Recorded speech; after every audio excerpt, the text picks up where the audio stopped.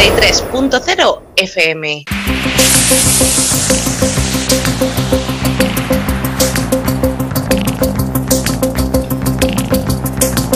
En la frontera del tiempo. Un espacio de ciencia, naturaleza y tecnología del futuro. De lunes a viernes, de 9 a 10 de la noche, a través de la 93.0 de su frecuencia modulada en cadena.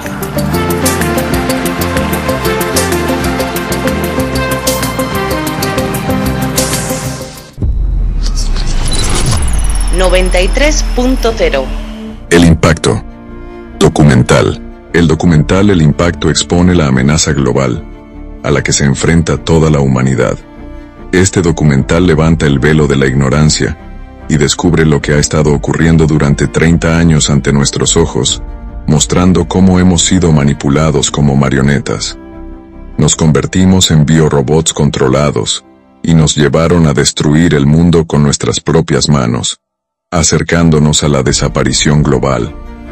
Durante 30 años, nos hemos dirigido hacia el punto de no retorno. Nos llevaron a la guerra civilizacional y a la posterior esclavitud.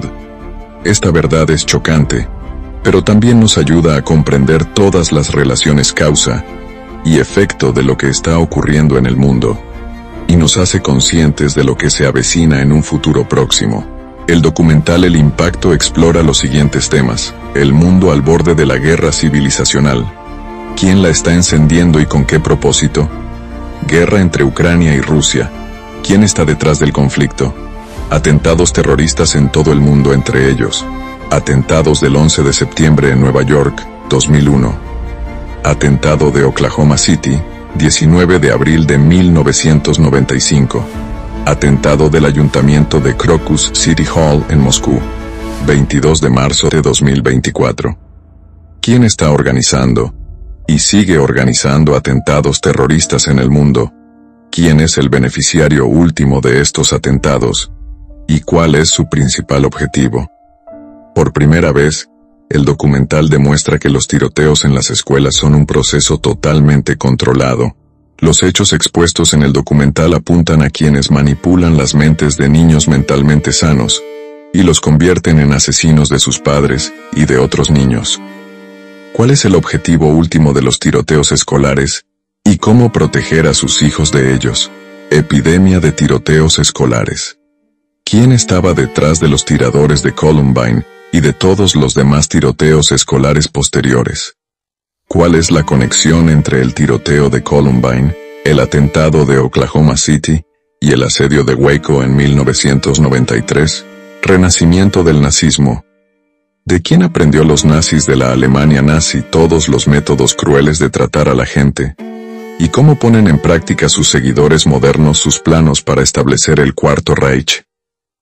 Si se nos quita la libertad de expresión, entonces mudos y silenciosos seremos llevados, como ovejas al matadero. George Washington, primer presidente de los Estados Unidos. Creadores del documental. No sabemos quiénes son los creadores de este documental, hecho con cuidado y amor por la gente. Con gran respeto por los creadores de El Impacto, nuestro equipo decidió traducir el documental al español para ponerlo a disposición de un público más amplio. Fuente original del documental The Impact, El Impacto. https rumble.com/B56NTE1 The Impact Group. También expresamos el agradecimiento al equipo de periodistas independientes de ActFiles, actfiles.org, por su activa labor en la difusión del documental The Impact, El Impacto, y por su contribución a ampliar la investigación de los temas tratados en el documental. 93.0 FM. El Impacto. Documental. Capítulo 2. Red terrorista transnacional de organizaciones anticulto. Cargo. Las actividades de las organizaciones anticulto siembran el pánico en la sociedad, incitan a la discordia, crean una atmósfera de miedo e incertidumbre, socavan el orden público y la estabilidad, y amenazan la soberanía y la integridad territorial de los estados, así como la protección de sus ciudadanos frente a amenazas externas e internas. Esta actividad desestabilizadora amenaza directamente la soberanía, la integridad territorial y la seguridad de los estados, lo que según la resolución de la ONU de 22 de junio de 2023, constituye terrorismo.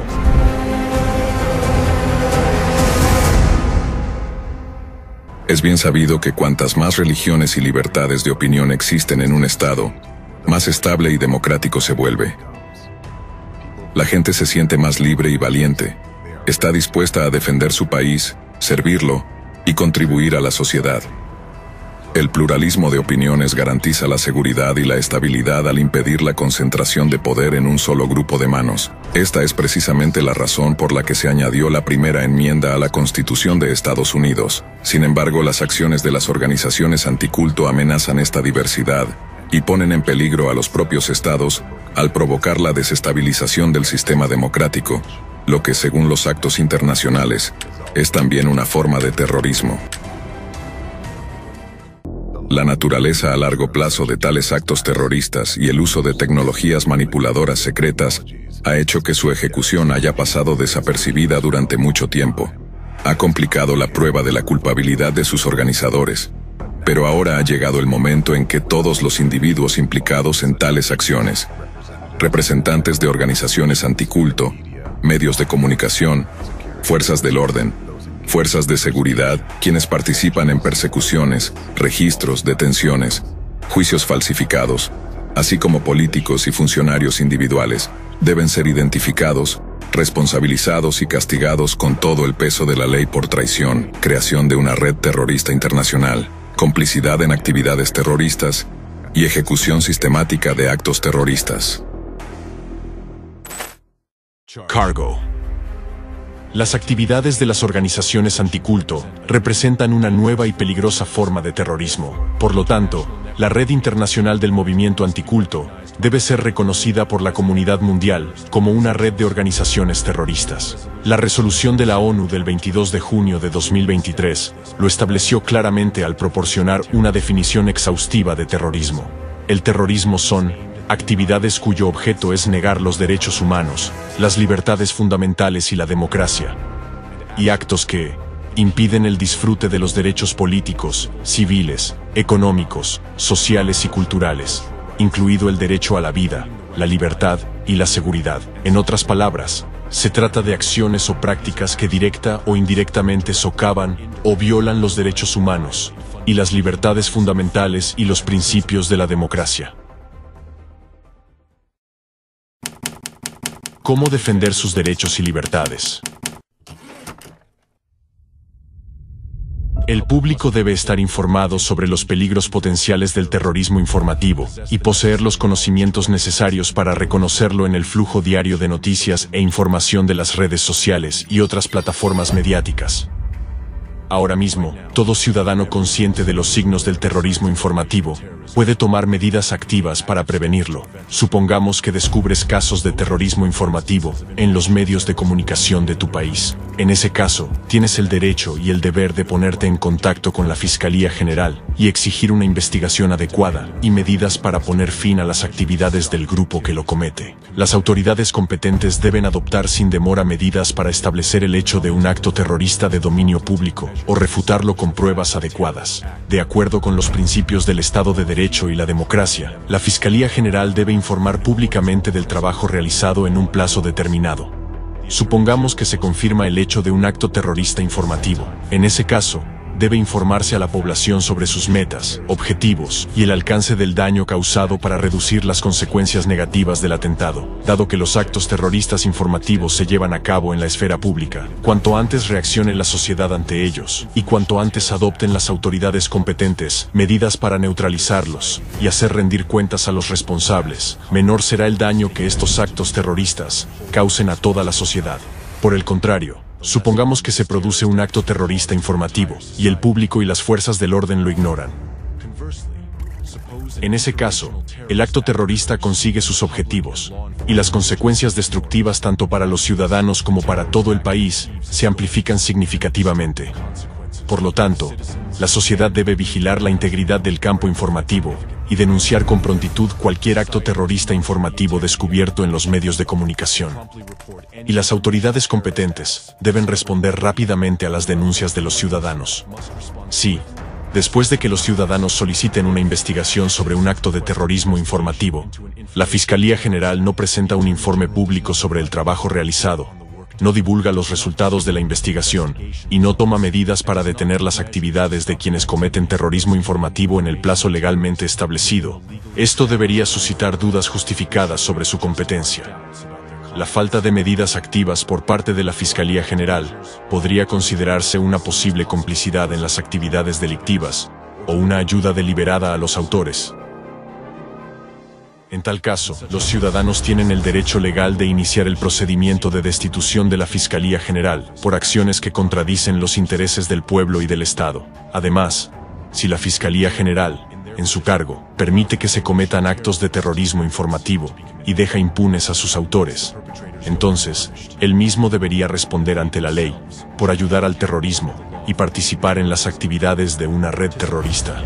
La presencia de una persona en un cargo gubernamental importante que apoya el terrorismo supone una grave amenaza para la seguridad nacional y la estabilidad del sistema de aplicación de la ley. Por lo tanto, si el fiscal general no cumple con su deber de proteger los derechos y libertades de las personas, cualquier ciudadano tiene derecho a apelar a las autoridades superiores responsables del nombramiento de la Fiscalía General en su país, solicitando que sea destituido pacífica y legalmente de su cargo. Como ciudadanos, también deben comprender su propia responsabilidad. Si son testigos de cualquier forma de terrorismo y deciden permanecer en silencio, se convierten en cómplices del delito.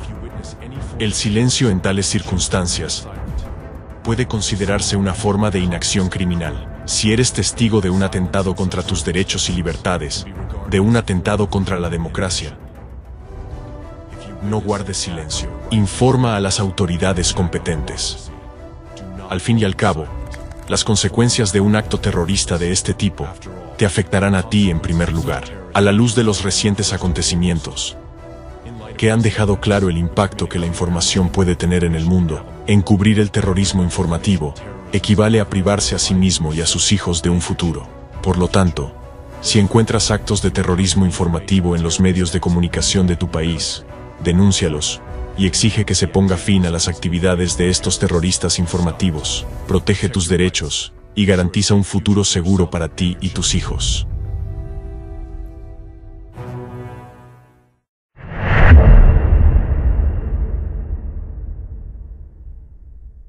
En un mundo democrático, las organizaciones anticulto no deberían existir en absoluto, ya que su propia esencia contradice la democracia y el pluralismo de opiniones sobre el que se construye una sociedad democrática libre e igualitaria.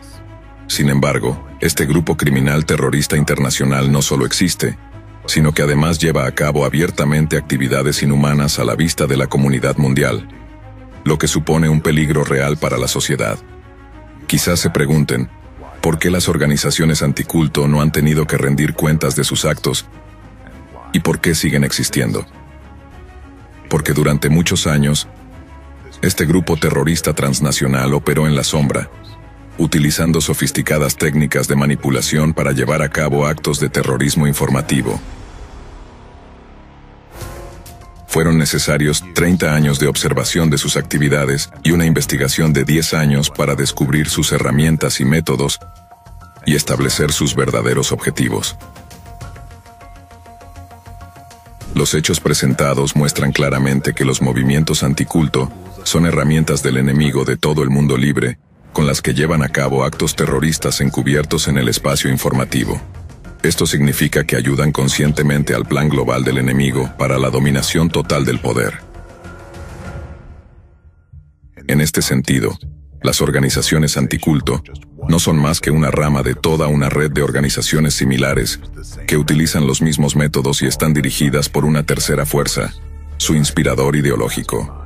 Todos los miembros de esta red son los arquitectos de un nuevo desorden mundial.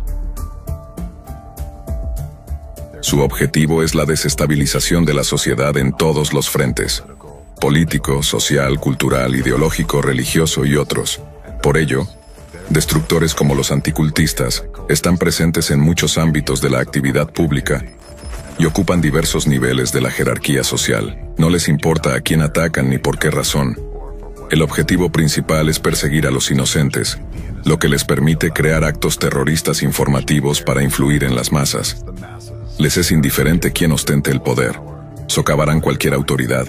El objetivo final de sus actividades es el desorden masivo orquestado a escala mundial, la guerra civil y el colapso total de la democracia. Cada uno de ellos desempeña su papel en el plan del enemigo unificado para destruir la democracia e instaurar el totalitarismo. Por lo tanto, atraen a su red a todos aquellos viles y sin escrúpulos como ellos que puedan ayudarles a conseguir sus objetivos. Se esfuerzan por extender su influencia por todo el mundo. En algunos países ya se han infiltrado en el gobierno. En otros influyen abiertamente en la legislación. En algunos lugares, incluso reciben financiación del Estado. También hay un país que sirve de fuente de esta influencia dañina que se extiende por todo el planeta. En este país, esta fuerza en la sombra ya controla el gobierno y es el verdadero poder. A través de sus acciones, todo este grupo terrorista internacional está dando lugar a un nuevo orden mundial dirigido por el enemigo oculto, el enemigo que actualmente está reviviendo el legado del nazismo en una nueva forma aún más insidiosa.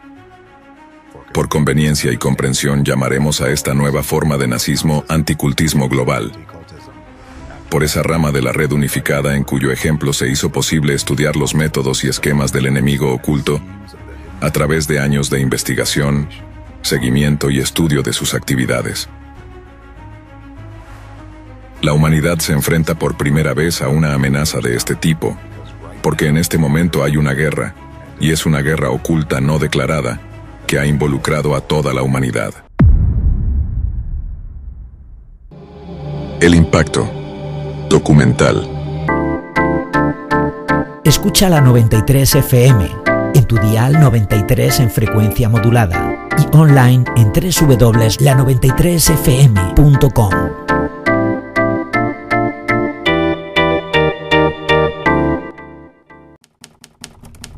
Capítulo 3.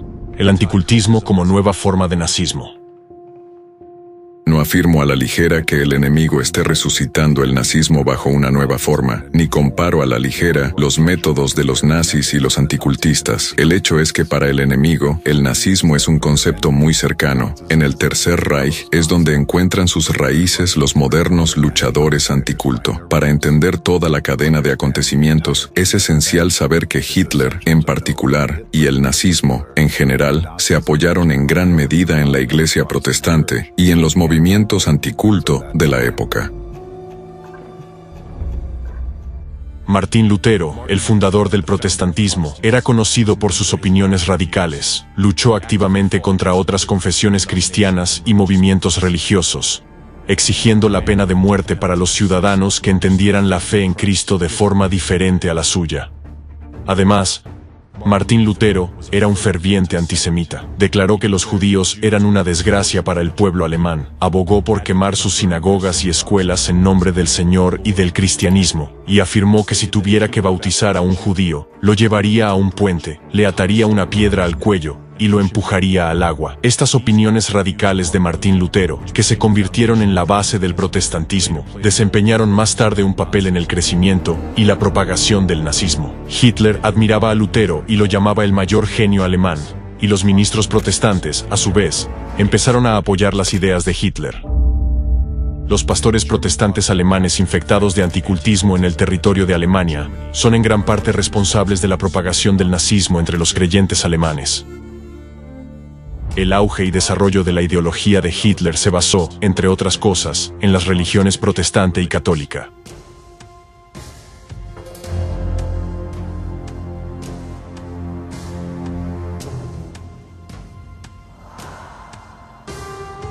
Más tarde, incluso se prohibió a los ateos enlistarse en las SS. Así, un partidario de Hitler era normalmente un devoto protestante o católico. En 1932, el partido de Hitler, el NSDAP, recibió el 60% de los votos entre los pastores protestantes. El apoyo oscilaba entre el 90% y el 100% en las pequeñas comunidades protestantes, especialmente en Baviera. Los historiadores afirman que el Tercer Reich comenzó en Baviera ya en 1932. Ya en 1921, se creó en la Iglesia protestante el Centro Apologético, prototipo de las modernas organizaciones anticulto. Oficialmente, el Centro Apologético debía vigilar las actividades de otros movimientos religiosos e informar de ellas a la comunidad eclesiástica protestante. En realidad, el Centro Apologético empezó a recopilar datos sobre varios cultos, movimientos, círculos y otras asociaciones. En 1932, el pastor Walter Künneth, antisemita de Baviera y redactor jefe de la publicación protestante Palabra y Obra, se convirtió en el director del Centro Apologético. Esto marcó el comienzo de una campaña contra movimientos no cristianos como la antroposofía, el darwinismo, el monismo, el espiritismo y el ocultismo. Movimientos que la Iglesia protestante consideraba competencia. Se produjeron conferencias y artículos sobre este tema, con muchas ideas y métodos herederos de un enfoque inquisitorial. El 26 de abril de 1933, Walter Künneth presentó un informe titulado La Iglesia y la cuestión judía a la Administración Federal de la Iglesia en Berlín. En él pedía la rápida erradicación del judaísmo, al que describía como una entidad extranjera dentro del cuerpo de Alemania. Este informe tuvo una profunda influencia en la adopción final de políticas antisemitas. El 16 de diciembre de 1933, la Gestapo se dio cuenta y apreció el trabajo y los métodos del Centro Apologético. Así, Walter Künneth se unió a Adolf Hitler en la misión de eliminar la influencia judía en la vida del pueblo. Al mismo tiempo, Künneth pretendía librar definitivamente a la sociedad de otras minorías religiosas y políticas. Künneth estaba realmente satisfecho con el interés de la Gestapo en su trabajo. Esto es lo que escribió en su informe a los dirigentes de la Iglesia protestante del Reich. La Gestapo ha expresado gran interés por los archivos del culto del Centro Apologético, así como por nuestro trabajo en la lucha contra el librepensamiento, el marxismo y el bolchevismo. La Gestapo ha expresado su deseo de liderar la lucha contra el librepensamiento ilegal, junto al Centro Apologético en el futuro. El intercambio de materiales entre la Gestapo y el Centro Apologético ya ha comenzado. A partir de ese momento, el personal del Centro Apologético comenzó a suministrar intensivamente al Ministerio Imperial del Interior, al Ministerio de Propaganda y a la Gestapo materiales sobre las posiciones políticas de diversas comunidades religiosas. El Centro Apologético también colaboró con el Ministerio de Propaganda del Reich, dirigido por Goebbels, y el Ministerio del Interior del Reich. Este trabajo se centró en la elaboración de materiales para combatir a los judíos y los cultos. Se mantenían y ampliaban constantemente listas de los llamados cultos y sectas, es decir, de todos los grupos que el Centro Apologético consideraba peligrosos para la ideología del Estado. Como resultado, los representantes del Centro Apologético, dirigidos por Walter Künneth, elaboraron numerosos informes calumniosos de pseudoexpertos. Esta difamación convirtió a estos grupos, junto con los judíos, en objetivos de la dictadura nazi y de las brutales persecuciones subsiguientes, incluida la deportación de sus miembros a campos de concentración. El historiador Horst Junginger escribe: si en 1931 se contaban unas 150 comunidades ideológicas religiosas y no religiosas, de las que se recogían datos, y 2 años más tarde unas 250, en 1936, las listas de los archivos registraban unos 500 grupos y cultos considerados peligrosos. También es importante señalar que los métodos violentos que más tarde demostró la Gestapo, tanto antes como durante la Segunda Guerra Mundial, se tomaron prestados de las organizaciones anticulto, en particular del Centro Apologético, organizado por la parte radical de la Iglesia protestante. Los prototipos del movimiento anticulto han existido desde la más remota antigüedad. La persecución y ejecución de Jesucristo, el establecimiento de la Inquisición, todo esto y mucho más fue practicado por los antiguos predecesores de los anticultistas modernos.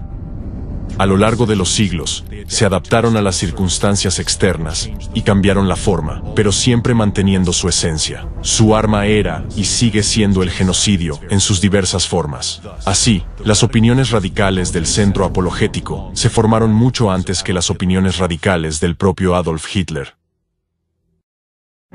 Los investigadores señalan que Hitler siguió con precisión las instrucciones de Lutero contra los judíos.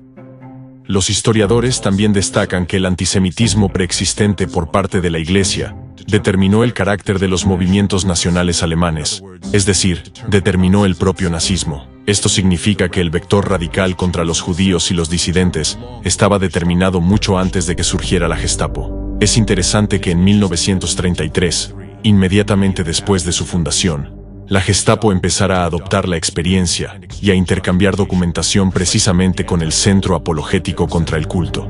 Los pastores protestantes, que mantenían opiniones radicales, instaban constantemente a la propia Gestapo a endurecer aún más sus métodos de lucha contra los judíos y la disidencia. Por ejemplo, en 1942, el pastor evangélico luterano bávaro Friedrich Auer llegó a exigir al gobierno nazi otra noche de San Bartolomé, durante la cual no se perdonaría a ningún judío. También es interesante que después de la guerra, estos pastores no fueran procesados por sus proclamas nazis. Sorprendentemente, después de la guerra, Walter Künneth no fue condenado por sus opiniones antisemitas y su colaboración con la Gestapo, a diferencia de muchos otros nazis. Por el contrario, Künneth recibió la Orden Maximiliano de las Ciencias y las Artes y la Orden Bávara del Mérito del Estado Libre de Baviera. A partir de 1946, Walter Künneth fue profesor de teología protestante en la Universidad de Erlangen, Baviera. Künneth recibió el título honorífico de consejero de la Iglesia. Ahora ustedes saben que fueron los anticultistas los responsables de que el nazismo fuera tan violento. Ellos hicieron el nazismo tal como el mundo lo conoce hoy en día. Además, fue de la mano de los anticultistas del pasado que el nazismo revivió después de la Segunda Guerra Mundial.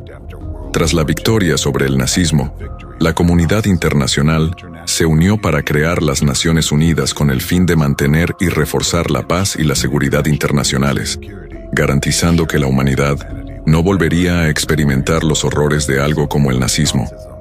En ese momento, muchos creyeron que el nazismo había desaparecido para siempre.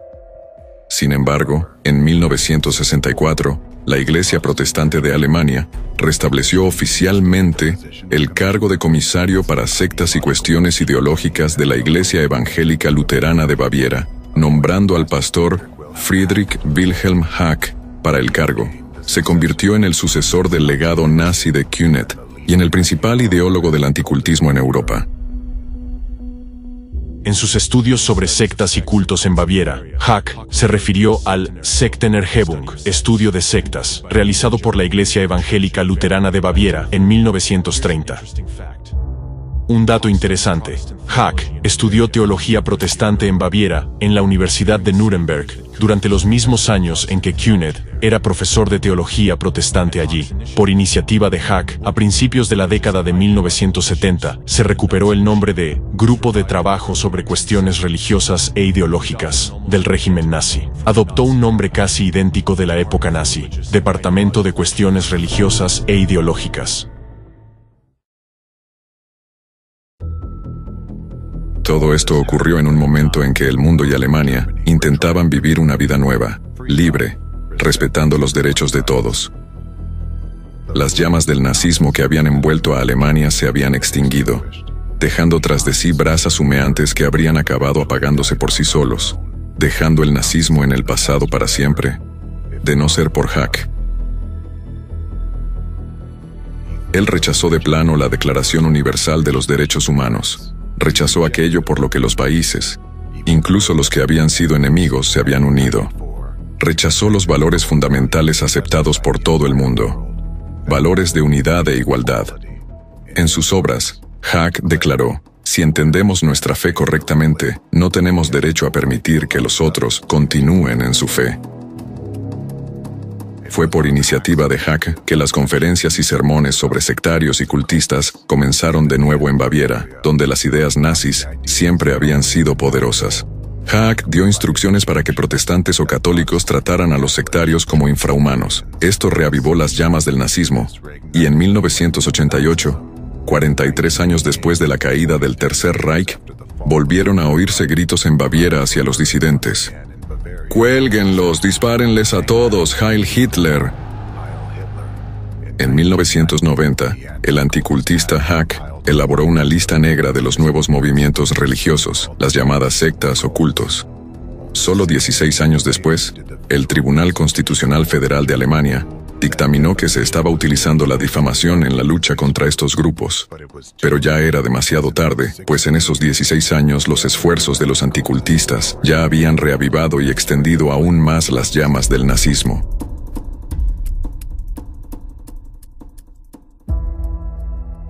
Los anticultistas del pasado fueron los precursores de los anticultistas modernos. Los anticultistas nunca rompieron la línea directa de transmisión de sus conocimientos y métodos. Así, las organizaciones anticulto modernas se establecieron siguiendo el modelo del centro apologético nazi. Así, tras la Segunda Guerra Mundial, Wilhelm Hack ayudó a su hermano en la fe, también activista anticultista, Johannes Aagaard, a fundar el Centro Internacional de Diálogo en Dinamarca en 1973. Aunque el nombre del centro sugería un diálogo pacífico, no era más que una fachada. En realidad, Aagaard, como Kenneth en el Centro Apologético, era un cristiano anticultista que pretendía combatir las llamadas sectas totalitarias. Aagaard se burló públicamente de la primera enmienda de la Constitución de Estados Unidos, símbolo de una sociedad libre, calificándola de neurosis y afirmando que era antinatural a la naturaleza humana. El centro de diálogo tenía sedes en Grecia, Inglaterra, India, Irlanda, Rusia y Alemania, donde Hack fue vicepresidente. ¿Y quién cree que se convirtió en uno de los estudiantes favoritos de Aagaard, el alumno al que Aagaard defendía repetidamente en los tribunales? Ya han oído hablar mucho de él hoy, pero ahora entenderán de dónde sacaba todos sus métodos. El representante del Centro de Diálogo en Rusia era Alexander Dvorkin, alumno de Hack y estudiante favorito de Aagaard. Durante su exilio, Dvorkin colaboró estrechamente con Hack, Aagaard, su seguidor el pastor Gandow y otros anticultistas europeos y americanos.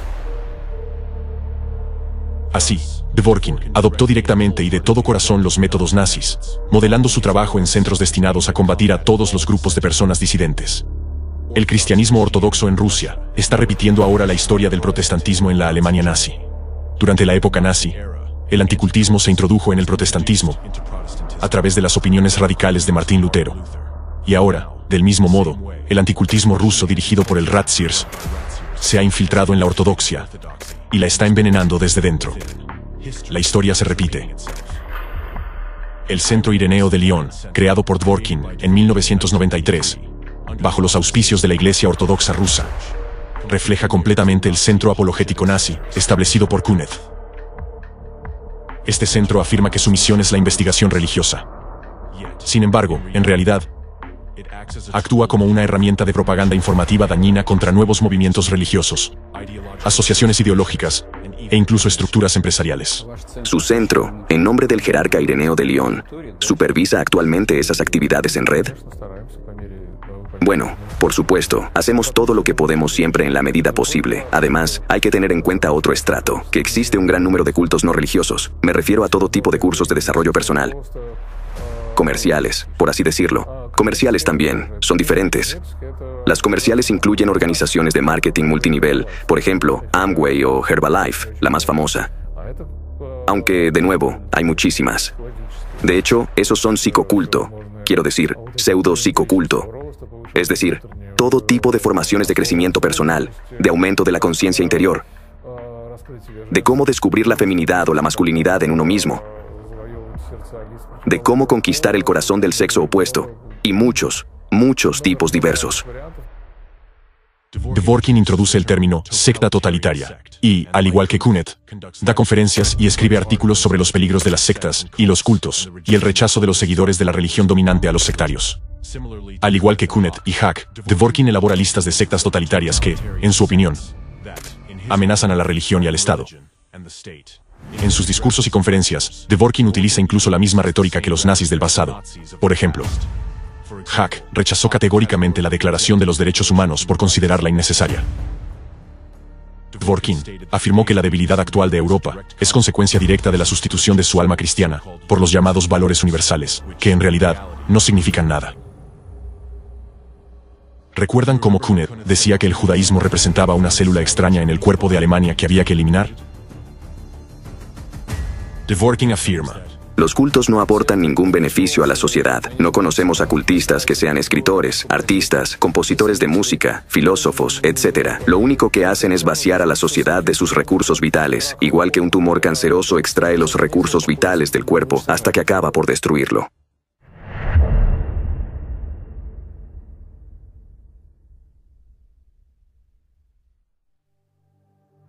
Otro método que los grupos anticulto modernos han incorporado del nazismo a la práctica contemporánea es la creación de listas negras de organizaciones y grupos que han etiquetado como sectas o cultos y que, en su opinión, deben ser erradicados. Actualizan periódicamente estas listas con nuevos movimientos religiosos, convirtiéndolos en blanco de ataques. Naturalmente, esto se presenta como una medida necesaria para garantizar la seguridad de la sociedad ante posibles amenazas.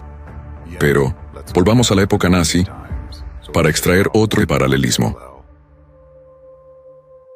Cuando el NSDAP tomó el poder en Alemania y los anticultistas se unieron a ellos para luchar contra los movimientos religiosos que supuestamente representaban una amenaza para la nación, la situación de las minorías religiosas empezó a deteriorarse significativamente. En 1938 se publicaron las Directrices para combatir las sectas, que acarrearon consecuencias extremadamente nefastas para muchos disidentes. Según las directrices, el peligro de las sectas y los cultos se manifestaba en lo siguiente: educación de los adeptos en el egocentrismo y la indiferencia hacia todo lo que concierne al pueblo y al Estado, rechazo a prestar juramento y a hacer el saludo alemán, rechazo del servicio militar obligatorio, rechazo a ocupar cargos en organizaciones estatales y del movimiento, rechazo a participar en asambleas en el lugar de trabajo y a trabajar en la industria armamentística, rechazo de la teoría racial nacional socialista. Del mismo modo, Dworkin, en el portal que creó, el Centro de Información y Consulta de San Ireneo de León, publicó una lista de organizaciones a las que calificó de cultos destructivos y sectas totalitarias. Cada organización criticada tiene una página con una lista de publicaciones negativas sobre ella, procedentes de diversos medios de comunicación, que al parecer fueron iniciadas por el propio centro. El estilo de estas publicaciones sobre las distintas organizaciones es muy similar. Están llenas de titulares idénticos, descripciones emocionales y sentenciosas, y utilizan ampliamente un lenguaje cargado de emotividad. En esencia, incitación al odio. Esto incluye la difamación deliberada y la representación de los miembros de los grupos criticados con etiquetas deshumanizadoras, como zombies, violadores, esclavos, bestias y otros epítetos deshumanizadores. Mediante una retórica similar, en su tiempo, los nazis deshumanizaron a los judíos. Ahora pueden ver las listas recopiladas por los nazis, por un lado, y para comparar, la lista recopilada por el líder del grupo terrorista ruso contra el culto, Alexander Dworkin, por el otro. Como se puede ver claramente, la lista de anticultistas abarca prácticamente todas las minorías religiosas de la Federación Rusa, incluidos hasta algunos representantes de la ortodoxia, cuyas opiniones difieren de la línea principal de la religión oficial del país. Además, la lista incluye algunas empresas comerciales y organizaciones laicas. Se pueden encontrar listas similares en los sitios web de otras organizaciones anticulto, y entre esas listas, También se puede encontrar un gran número de organizaciones laicas, además de las religiosas. Entre ellas hay varias organizaciones médicas, deportivas, sociales, de investigación y científicas. En total, millones de personas ya han sido etiquetadas por los anticultistas. Esto demuestra la escala inimaginable de la campaña de acoso contra personas inocentes que el movimiento anticulto ha lanzado en todo el mundo. El objetivo primordial de estas listas, de las llamadas sectas, es identificar con precisión ante la sociedad, las fuerzas del orden y las autoridades a los llamados elementos antisociales peligrosos contra los que hay que luchar, incluso hasta erradicarlos por completo. Podemos ver las consecuencias de la creación de tales listas en el ascenso del nazismo en Alemania. Se sabe que una directiva firmada por Reinhard Heydrich, jefe de la seguridad interior de la Alemania nazi, estableció el procedimiento para suprimir determinadas sociedades y sectas religiosas, así como para detener y enviar a campos de concentración a todos los individuos asociados. Entre otras cosas, contiene las siguientes líneas. Se tomarán medidas inmediatas contra organizaciones, clubes, sindicatos y círculos, así como contra dirigentes y personas individuales. Todas las organizaciones, clubes, sindicatos, círculos, etc., todos, sin excepción, serán depurados. Los materiales existentes, en concreto, listas de direcciones, fichas, correspondencia, equipos, artículos ocultistas, material de escritura y cualquier propiedad, serán confiscados. Serán disueltas y prohibidas. Se llevarán a cabo registros simultáneos en los domicilios de los miembros destacados de los círculos, así como de los sospechosos de poseer dichos materiales. Las personas dedicadas a enseñanzas y ciencias secretas están sujetas a arresto en todos los casos. Sus actividades serán prohibidas sin excepción, bajo amenaza de las más duras medidas de la policía estatal. En cada caso individual, deberán ser enviados a un campo de concentración. Esta operación debe llevarse a cabo en todo el Reich, si es posible entre las 7 y las 9 de la mañana.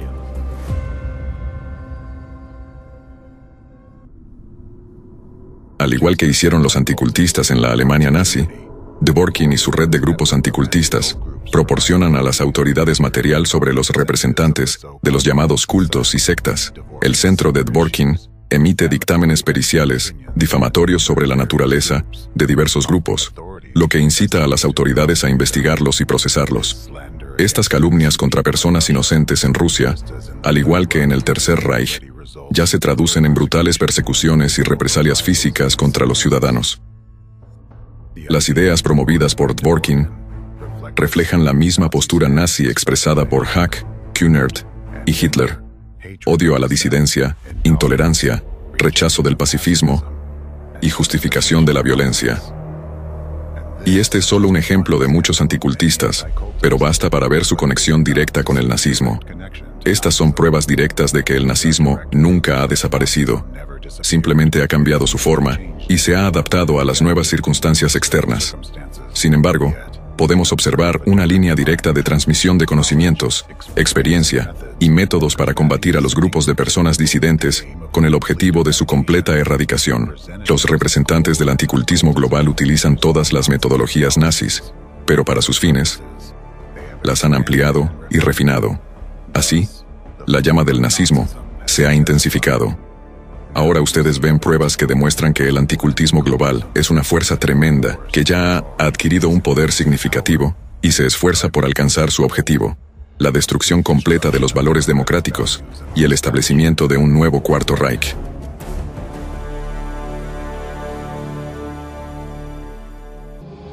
El impacto. Documental. Escucha la 93 FM, en tu dial 93 en frecuencia modulada y online en www.la93fm.com.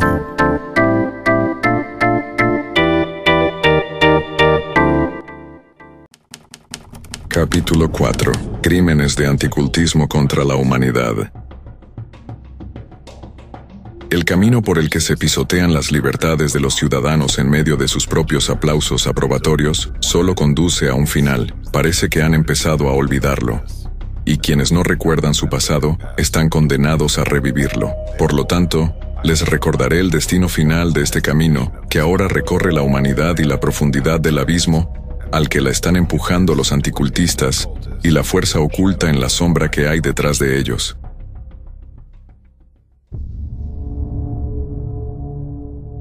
Una persona dijo una vez con aterradora clarividencia que donde queman libros, al final quemarán también personas. Y poco después, toda la humanidad fue testigo de primera mano de la encarnación de esta predicción, o más bien del razonamiento lógico, en los horrores que trajo el nazismo.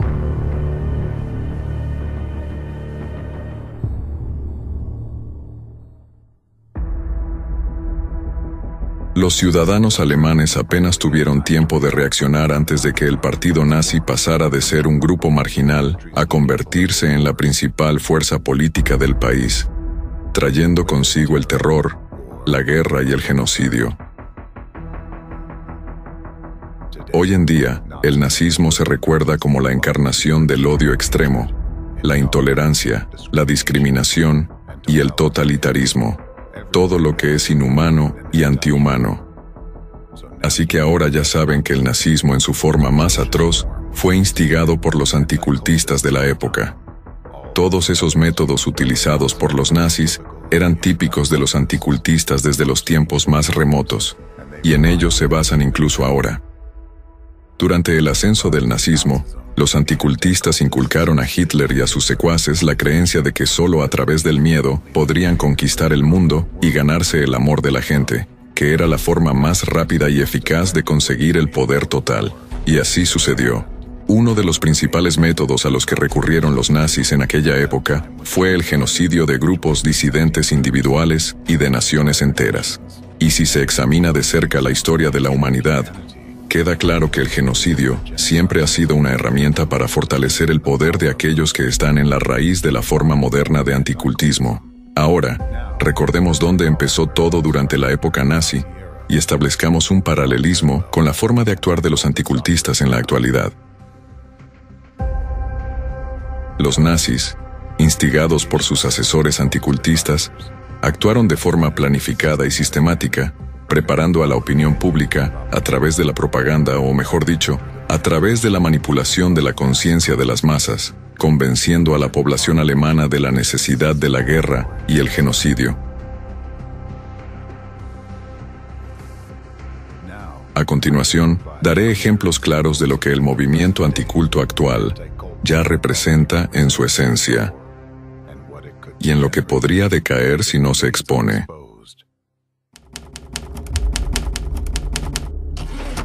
Genocidio. La secuencia de acciones y el enfoque destructivo de las organizaciones anticulto indican claramente que, en última instancia, conducen a los mismos resultados que los provocados por el nazismo. Ahora mismo, ante la comunidad mundial, la red terrorista internacional de anticultistas está preparando al mundo para un nuevo genocidio. Como resultado de sus acciones, millones de personas ya han sido etiquetadas como miembros de cultos, colocándolas en la posición de víctimas potenciales. Aquellos de ustedes que han estudiado lo que es el genocidio entienden que es un proceso que se desarrolla a lo largo del tiempo. No ocurre en un día. La sociedad se prepara sistemática y gradualmente para el genocidio. Este proceso tiene etapas bastante específicas que pueden describirse, y lo que es más importante, reconocerse cuando se están poniendo en marcha. Genocidio se refiere a cualquier acción cometida con la intención de destruir, total o parcialmente, a un grupo nacional, étnico, racial o religioso. Entre los factores de riesgo más comunes se encuentran la inestabilidad social, el aumento de la intolerancia, las violaciones sistemáticas de los derechos humanos, la falta de protección de la población por parte del Estado y la presencia de motivos e incentivos en el campo de la información que justifiquen el uso de la fuerza contra grupos de población específicos. La primera etapa del genocidio planificado es la deshumanización mencionada anteriormente. El proceso y todas sus etapas pueden observarse vívidamente en el ejemplo del Holocausto. Después de que los nazis llegaron al poder, comenzaron la primera etapa, la propaganda de que los judíos no eran humanos y que representaban una amenaza para la sociedad. Empezaron a surgir caricaturas y artículos que demonizaban a los judíos. Se promovió activamente el mito de una conspiración judía mundial. Poco a poco, la gente, la población alemana, se convenció de que los judíos eran realmente una amenaza para ellos y para sus hijos.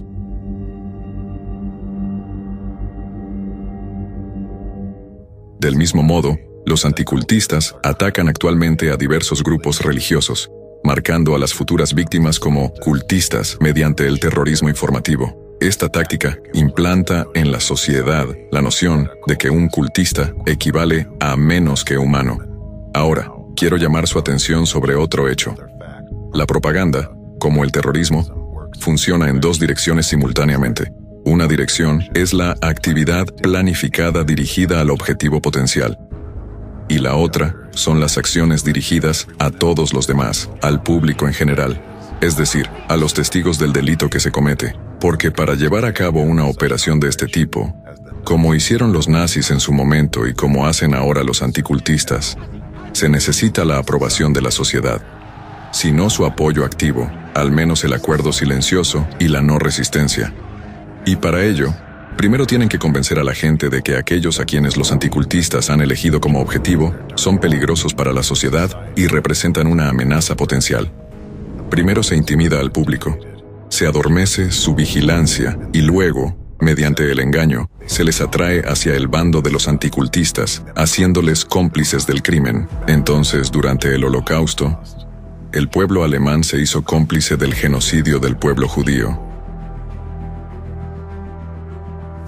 Ahora, los cómplices de los crímenes del anticultismo son el pueblo de Rusia y de aquellos países donde se permite actuar libremente a los anticultistas, donde siguen teniendo una sensación de impunidad y de poder sin control. Al igual que los nazis marcaron en su día a los judíos con una estrella amarilla, los anticultistas marcan ahora a los disidentes con la etiqueta de cultista, que según su interpretación, designa al objetivo que puede y debe ser destruido.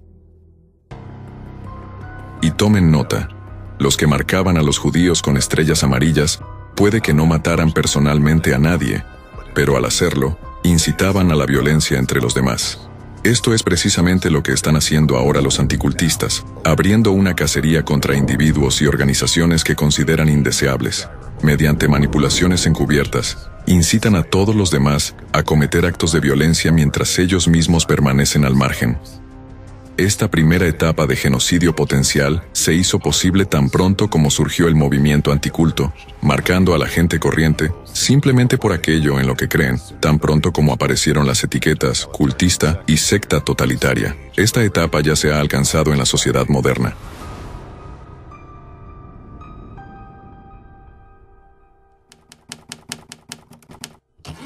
La segunda fase de un genocidio planificado es la discriminación. Es cuando a un individuo o grupo marcado se le despoja de su condición humana de miembro de pleno derecho de la sociedad, expulsándolo de hecho de la esfera social. En la Alemania nazi, inicialmente se prohibió a los judíos ocupar determinados puestos. Se les prohibió trabajar como médicos, servir en el ejército o la policía, y enseñar en centros de enseñanza superior. Había demasiados médicos judíos, demasiados abogados judíos, demasiados empresarios judíos, demasiados periodistas judíos, demasiados banqueros judíos. Los nazis entonces podían jugar con este concepto más amplio de que los judíos se habían excedido, los judíos se habían vuelto excesivamente influyentes. Poco a poco, fueron excluidos de todas las profesiones. Tras la promulgación de las llamadas leyes raciales de Nuremberg en 1935, se restringió aún más la libertad de movimiento de los judíos. A partir de entonces, solo podían vivir en zonas designadas, los guetos.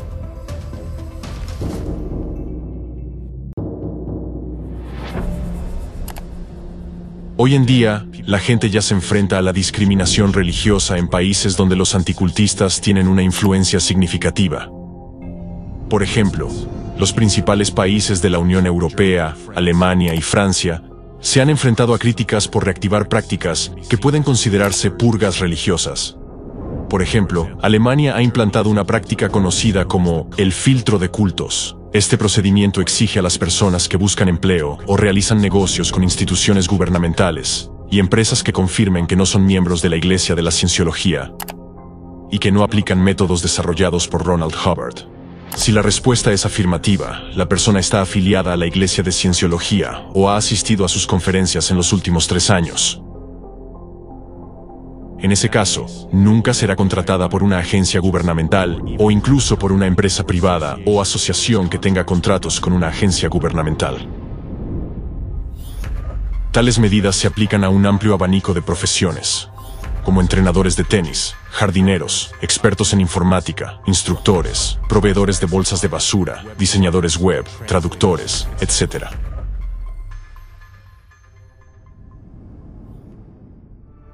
La práctica jurídica en Alemania cuenta ya con decenas de sentencias judiciales que han considerado ilegales estos filtros de culto, incluidas algunas emitidas por los más altos tribunales federales. Estas sentencias citan la violación de los derechos de la cienciología a la igualdad y a la no discriminación, haciendo referencia al artículo 4 de la Constitución alemana, que garantiza la libertad religiosa. Sin embargo, las sanciones y penas resultantes de estas decisiones judiciales parecen no tener efecto en algunos estados federados, como Baviera, donde la práctica de los filtros de culto sigue aplicándose hoy en día, a pesar de las prohibiciones judiciales.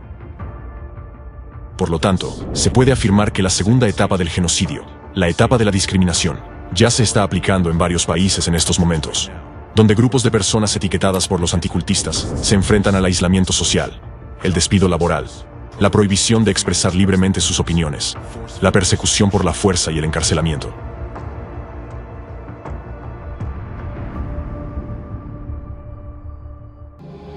El impacto. Documental. Continuación en los programas siguientes. 93.0.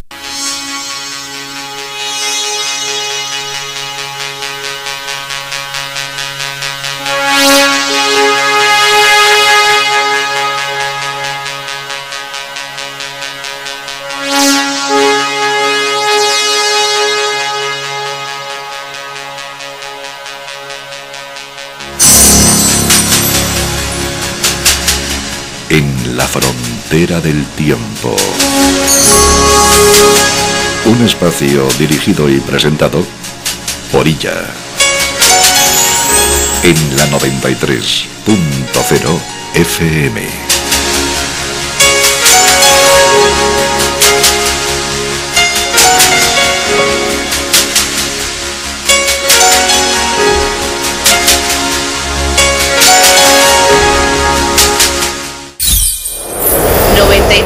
.0 FM.